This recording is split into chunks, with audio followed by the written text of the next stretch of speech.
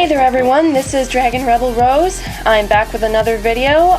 This by the way will be one of the last ones before the fall, so just to give you guys a heads up on that. So, this video is about the Siege of Lothal and Empire Strikes Back comparison. I just noticed a few things about these two that just stuck out to me, and I was just like, oh my gosh, oh my gosh.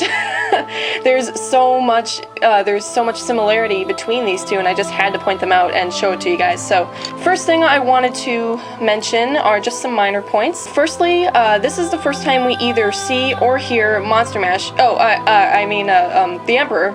Sorry about that. But only in a hologram and not in person. Also, the Empire tries to catch our main heroes and a tractor beam. They'll be in range of our tractor beam in moments. Activate tractor beam on my signal. But fails to do so.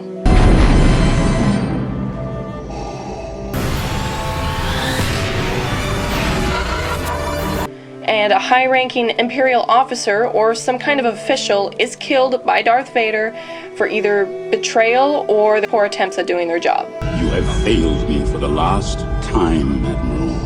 You are in command now. Nice death scene, by the way. The main character or main characters are pulled out of hiding to help a friend or friends. I can't keep the vision out of my head. They're my friends. I gotta help them. Why should we help her? Because that's what we do.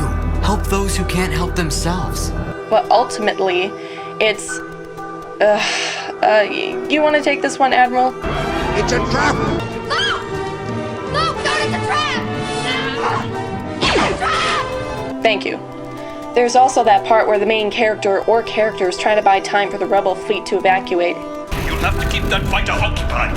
Fleet, commence hyperspace jump. Like how Luke used his Delta Squad to try and, buy time for the rest of the rebellion to evacuate from Hoth. The first transport is away. Also, Vader's cape seems to have its own script in Rebels and Empire. I mean, look at that thing. It's just flapping all over the place. Anyway. Well, that's about it for minor points. Now on to the real stuff. First point, the story progressively becomes darker. Darth Vader almost obsessively chases down our main heroes, just as he did with Luke, Leia, and Han. In Empire Strikes Back, Luke grows stronger in the Force, but frequently encounters the dark side. Even that one time he stated, I feel cold. Death. Ezra similarly states the same thing. Do you feel that? I feel so cold. For Luke, at that time, Vader was the embodiment of evil. He killed both his father, Obi-Wan Kenobi, and all the Jedi.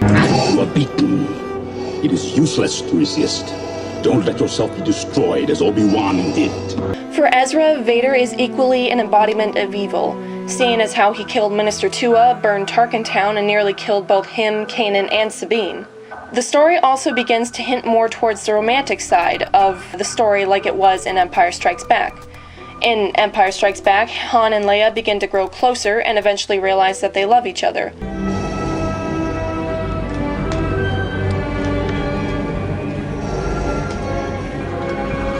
I love you.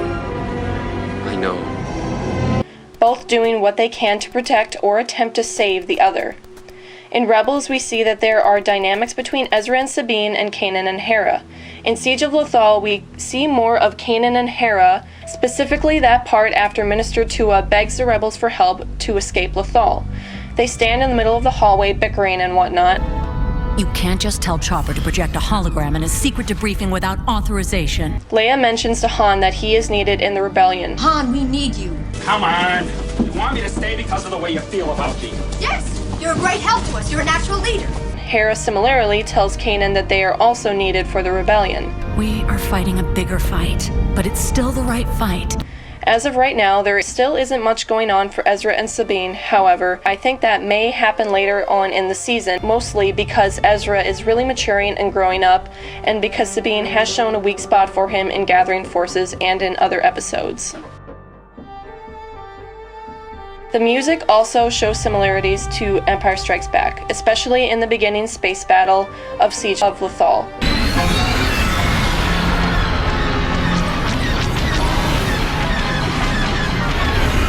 Making for the freighter. Keep the ties off our back. Where's our boosters? Move your nappers! Ow! Bring me the Hydrospam! There are also other parts that are similar to A New Hope, like when Ezra sees the smoke of Tarkin Town in the distance. This is an instant throwback to when Luke realizes his uncle and aunt are in trouble and rushes to find them, but all he finds is smoke and their charring bodies. It's too dangerous.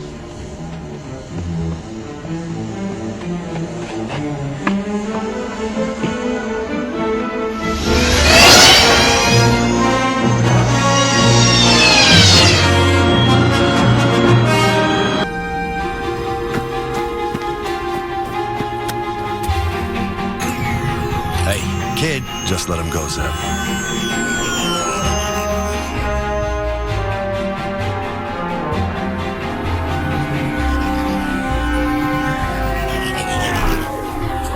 Now, because Rebels is aimed towards kids, the creators obviously wouldn't show burning bodies, even from a distance. So unfortunately, they do a cop-out and say that they were taken captive, when in reality, the Empire would have just burned them alive right then and there, but what are you gonna do? The lightsaber battle between Ezra, Kanan, and Darth Vader also shows similarities to Vader and Luke's fight on Bespin. First, Kanan and Ezra are easily outmatched. Kanan only has about 14 years of training, excluding the training he's been doing with Ezra recently, and Ezra only has probably less than a year of formal training and only his raw skills from when he was little. Luke equally only had a little bit of training with Obi-Wan before he got sliced in half, and then there was about 3 years in between A New Hope and Empire Strikes Back, and he also had only maybe a couple of days, if that, to train with Yoda. So Luke's formal training is even less than Kanan's, and it definitely shows, what with his hand being cut off. But, you know, Vader was just toying with him.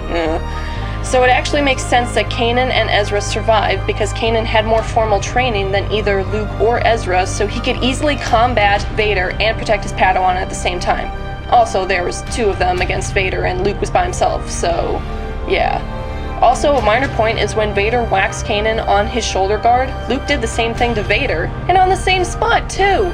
Jeez guys, if he had swung just a little bit further, those fights would have been over instantly, but oh well. So guys, that's about it for my comparison between Siege of Lothal and Empire Strikes Back. I hope you enjoyed it.